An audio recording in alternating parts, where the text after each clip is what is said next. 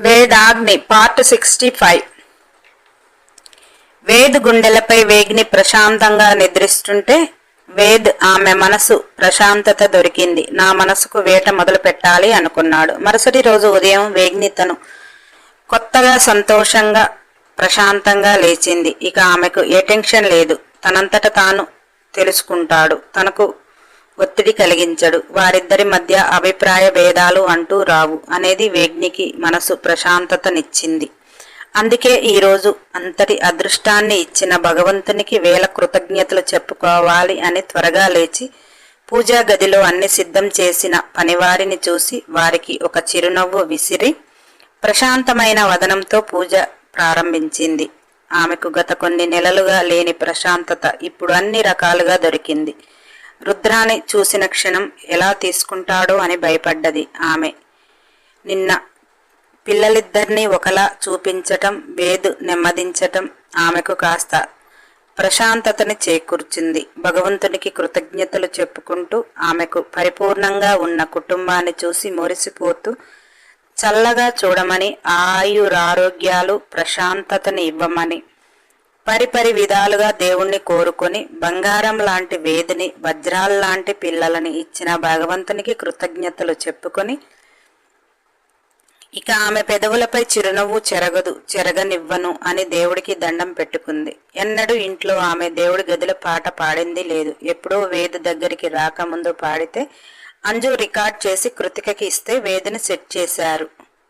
కానీ ఆ సంగతి వేగ్నికి తెలియదు. ఆమెకు ఈరోజు రుద్రాని క్షేమంగా ఆమె చెంతకు చేర్చినందుకు, వేద్ ప్రశాంతంగా ఉన్నందుకు కృతజ్ఞతగా ఎలా చెప్పాలో తెలియక చక్కని మధురమైన సంగీతం స్వరంతో తీయగా పాడుతూ పరిపరి విధాలుగా దేవునిని వేడుకుంటుంటే ఆమె ఎంత సంతోషంగా ఉందో అనేది వేద్ విల్లాలో ఉన్న ప్రతి ఒక్కరికి ఆ పాట ద్వారా అర్థమైంది. ఆమె పాడే పాటకి అందరూ మైమరచిపోయి వేద్ విల్లాలో హాల్లోకి చేరిపోయారు. వేగ్ని పాడుతున్న పాటలో ఆమె మనసు అతనికి చేరుతుంది. వేద్ ఎప్పుడు వేగ్ని అలా ఉండాలని కోరుకున్నాడు. రాత్రి అతనితో ఉన్న తీరు ఇప్పుడు భక్తితో పాడుతున్న పాట.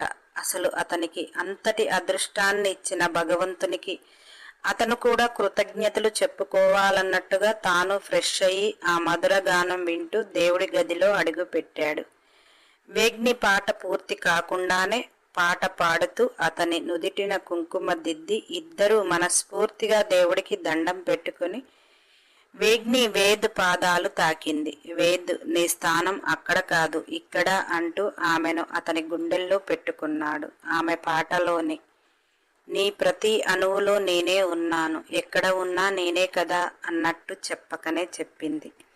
వేదు పెదవులు సాగాయి. అలా చక్కని పాటతో దేవుడిని శాంతింపజేసి హాల్లో ఉన్న అందరికీ హారతి ఇచ్చి ప్రసాదం పెట్టింది. ఆ రోజు వేద్ విల్లాలో ఎంతో పండగలాగానే అనిపించింది. రుద్రాని, మంగమ్మ, కృతిక ఇద్దరూ రెడీ చేయించుకుని వచ్చాక వారికి కూడా కుంకుమ దిద్ది ముద్దులు పెట్టి పిల్లలు ఇద్దరి చేత దేవుడు దగ్గర దండం పెట్టించింది. ఆమె ఆనందాన్ని అందరితో పంచుకుంది. వేగ్ని అంత ఆనందంగా ఉంటే అవినాష్, రౌడీ ఈరోజు సాయంత్రం పార్టీ అని అన్నాడు. వేగ్ని ప్రశాంతంగా నవ్వుతూ ఈరోజు మీకు ఫుల్ పర్మిషన్, సాయంత్రం పార్టీని ఇరగదీసేద్దాం అనేసి వేగ్ని చెబుతుంటే వేదు బాబు ఆశ్చర్యంగా చూస్తున్నాడు. అందరూ సంతోషంగా సాయంత్రం పార్టీ చేసుకోవాలని, అప్పుడు కలుసుకుందామని ఎవరికి వారు వెళ్ళిపోయారు. కృతిక, మంగమ్మ పిల్లలను తీసుకుని డైనింగ్ టేబుల్ దగ్గర కూర్చోబెట్టింది. వేగ్ని వేదికి ప్లేట్లో పెట్టి తినిపిస్తుంటే వేద్ ఆమె ఆనందాన్ని కాదనకుండా తింటుంటే మన రౌడీ రుద్రి అమై, నాకు తమ్ముడికి నువ్వు తినిపించకుండా డాడీకి తినిపిస్తున్నావు తొండి అని రుద్రిక అంటుంటే రుద్ర అక్క ఏదో అంటుంది తెలియదు కానీ అక్కకి వంత పాడాలని టేబుల్ మీద కూర్చొని చేతులతో ఎగురుతున్నాడు.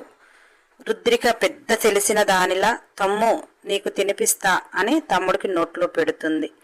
పిల్లలిద్దరూ అంత ముచ్చటగా కలిసిపోతే వేగ్నికి ఆనందం ఉప్పొంగి ఆనంద బాష్పాలు రాలుతున్న టైంలో వేదు బాబుని చూసింది. కొరకొరగా చూస్తున్న వేదు చూపులకు తడబడి ఆనంద బాష్పాలు కూడా రానివ్వకుండా ఒక కన్ను కొట్టింది బాబుకి. వేదు బాబు శాంతించి పాప చేత టిఫిన్ కడుపు నిండా ఆరగించి వెళ్ళిపోయాడు. పిల్లలని ఇద్దరిని ఆడుకునే గదికి తీసుకుని వెళ్ళింది. వేగ్ని ఇద్దరు ఆడుకోవటానికి సరిపడ బొమ్మలు, పెద్ద టీవీ అన్ని రకాలుగా అక్కడ ఉన్నాయి. అందులో రుద్రబాబుని, రుద్రికా రౌడీని రూమ్లో వేస్తే ఇక వారి ప్రపంచం వారిదే. ఇప్పుడు రుద్రికాకి తమ్ముడు కూడా ఉన్నాడు కాబట్టి ఇక ఆనందమే ఆనందం. రుద్రికా రౌడీని ఆ గదిలో తీసుకువెళ్లిన దగ్గర నుంచి మోయలేని బొమ్మలను రుద్రిక మోస్తూ తమ్ముడి దగ్గరికి తెచ్చి తమ్ము తమ్ము అది ఇది అని ఈమెకే రాని మాటలు వాడికి చెప్తుంది. రుద్రాకి ఏదో బాగా మాటలు వచ్చేసినట్టు ఆత్రంతో మాటలని అక్కతో ఆడాలని ప్రయత్నిస్తున్నాడు. కానీ ఒక్క మాట బయటికి రాదు, ఒక్క అడుగు వేయలేడు. ఆత్రం మాత్రం ఎంతుందో ఏదో చేసేయాలి అన్న ఆరాటం. అలా పిల్లలు ఆడుకుంటుంటే వేగ్ని కృతికని పిలిచి ద్రోణాన్ని పిలువు పో, టిఫిన్ చేసి వెళ్తాడు అని కృతికని పని పురమాయించింది. ఆ మాట కోసమే కృతిక ఎదురు చూస్తుంది. ఒక్క నిమిషం కూడా వెనకాడకుండా పరుగున ద్రోణ దగ్గరికి వెళ్ళి ద్రోణ హాసిని చనిపోయాక హాసిని పరిస్థితి ఏమిటి అనేది ఇప్పటికి కూడా తెలియదు. కానీ సంజయ్, అరవింద్, అవినాష్ హాసినికి బాలేదని వెళ్లటం, ఆమె మరణం తర్వాత ద్రోణ బాబుని వారితో తీసుకురావటం, అప్పుడు బాబుతో ద్రోణ వస్తుంటే మరలా వేద్ విల్లాలో ఉంటానని ఎంతో సంబరపడిపోయాడు. ఆ క్షణం వేద్ అన్న నన్ను ఏమైనా చేస్తాడా అని కూడా ఆలోచించలేదు. అన్న ఏమన్నా వదిన చూసుకోవటానికి ఉంది అన్న భరోసా మీద వారి వెంట వచ్చాడు. కృతికని చూడగానే అతనికి మళ్ళీ అతని ప్రేమ చిగురిస్తుంది అనేది అనిపించింది. కానీ టైం పడుతుంది. వేద్ అన్న అర్థం చేసుకుని తనని చేరదీస్తే కృతిక అప్పుడు అర్థం చేసుకుంటుంది అనుకుని ఆ రాత్రి అతను కూడా 18 నెలల కంటి మీద నిద్ర లేకుండా ఉన్నాడు. ఈరోజు కృతికని చూసిన ఆనందంతో హాయిగా పడుకున్నాడు.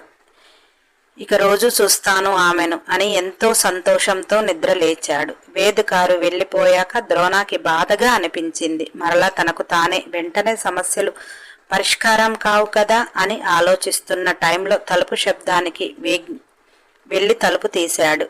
కృతిక అమాంతంగా ద్రోణాన్ని కౌగిలించుకుని ఆనందంతో ఎక్కి ఎక్కి ఏడుస్తుంది. కృతిక అలా వచ్చి కౌలించుకోగానే ఆమెను పట్టుకొని గిరగిరా తిప్పేశాడు. అతని గుండెల్లో ఆనందంలో పొదువుకున్నాడు. కృతికని సోఫాలో కూర్చోబెట్టి ద్రోణ ఫ్లోర్ మీద కూర్చొని ఆమె ఒడిలో తలపెట్టి అతని గుండెలో బాధను ఎలా తీర్చుకోవాలో తెలియక ఆమె ఒడిలో తలపెట్టాడు. కృతికకి ఆనంద బాష్పాలు ఎక్కువయ్యి అవి రాలి ద్రోణ చెంపల మీద పడుతుంటే ద్రోణ తల పైకెత్తి కృతికని చూస్తూ ఆమె నడుము చుట్టూతర చేతులు వేసి వడిలో తలపెట్టాడు. కృతిక ద్రోణ జుట్టు సదురుతూ ఆ క్షణాన్ని ఎంతలా ఇద్దరు ఆస్వాదిస్తున్నారు వారికే తెలియదు. ఇన్ని రోజులుగా ద్రోణ ఆమె ఒడిలో తలపెట్టుకుని ఒక్కరోజైనా ఉండాలి అనుకున్నాడు. అందుకే క్షణం కూడా ఆలస్యం చేయకుండా అతను ఆమె ఒడిలోకి చేరాడు. చిన్న పిల్లాడిలా మారిన ద్రోణాన్ని చూసిన కృతికకి ఇన్ని రోజులు ఎంత వేదన పడ్డాడో నేను అర్థం చేసుకోలేదు అని, ఎంతో బాధ పడ్డాడో అని అతని జుట్టు మొత్తం వెనుకకు అంటూ నుదురుపై ముద్దు పెట్టింది. ఆ క్షణం ఆమె పెదవులు అతని నుదిటిన నిలవగానే అతనికి చాలు ఈ జన్మకి, ఇన్ని రోజులుగా పడ్డ కష్టం అంతా ఒక్క ముద్దుతో ఎగిరిపోయినట్టుగా అనిపించింది. ఆ ముద్దును ఆస్వాదిస్తూ మైమరుపుగా కళ్ళు మూసుకున్నాడు. కృతిక కూడా ముద్దు పెడుతూ కళ్ళు మూసుకుంది. కంట్లో ఆనంద బాష్పాలు మరొక్కసారి అతని కంట్లో పడ్డాయి. ఆమె కంటి నీరు అతని కంటి నీరు అయినది. వెంటనే కృతిక తేరుకుని ఆమె కంటి నీరు తుడుచుకుని ద్రోణాకి తుడిచి కృతిక కూడా ఫ్లోర్ మీదకి జారి ద్రోణ ఒక చేతిని కృతిక 2 చేతులతో పట్టుకుని అతని భుజంపై తలవాల్చేసింది. ఇద్దరు సోఫాకి ఆనుకుని కాళ్ళు బారుగా చాపి ఆ క్షణాన్ని ఆస్వాదిస్తున్నారు. అలా కృతిక అతని పక్కన చేరగానే అతని భుజంపై తలవాల్చగానే ఆమె నుదుటిపై అతని పెదవులు నిలిచాయి. మరొక్కసారి ఇద్దరు ఆనందంలో తేలిపోయి ఒకరికి ఒకరు క్షమాపణలుగా చెప్పుకుంటున్నారు అనిపించింది. ఒకరు ముద్దు నిన్ను అపార్థం చేసుకున్నందుకు క్షమించు అని, ఒకరి ముద్దు నీకు దూరంగా ఉండవలసి వచ్చినందుకు క్షమించు అని. అలా ఇద్దరు ఒకరి ప్రేమను ఒకరు పంచుకుని అక్కడ సమయం ఎంత గడుస్తుందో తెలియటం లేదు. కృతికకి అప్పటి వరకు రుద్రిక ప్రపంచంగా మారితే ఈ క్షణం ద్రోణ ప్రపంచంగా అనిపించింది. కాలం అక్కడ ఆగిపోతే బాగు అనిపించింది. అటువంటి క్షణం మరలా మాయమైపోతే ఎలా అని భయంగా అనిపించింది. కానీ చీకటి నుంచి అమితమైన వెలుగులోకి వచ్చాయి జీవితాలు అనిపించలేదు. ఇన్ని రోజులు చీకటిలో ఉన్నాము, మరలా ఆ చీకటిని తలుచుకుంటే భయంతో కనిపించే వెలుగును చూడలేక చేతులు అడ్డు పెట్టుకున్నట్టు ఉన్నది వారి పరిస్థితి. అక్కడ ఇద్దరి మధ్యన మాటలు అనేది లేదు. ప్రేమను మాత్రం ఒకరికి ఒకరు ఎంతలా ఇచ్చిపుచ్చుకుంటున్నారు వారికే తెలియదు. కృతికకి కుతి తీరటం లేదు. ద్రోణాతో రండి టిఫిన్ చేద్దురు, అక్క తీసుకుని రమ్మన్నది అని చెప్పింది.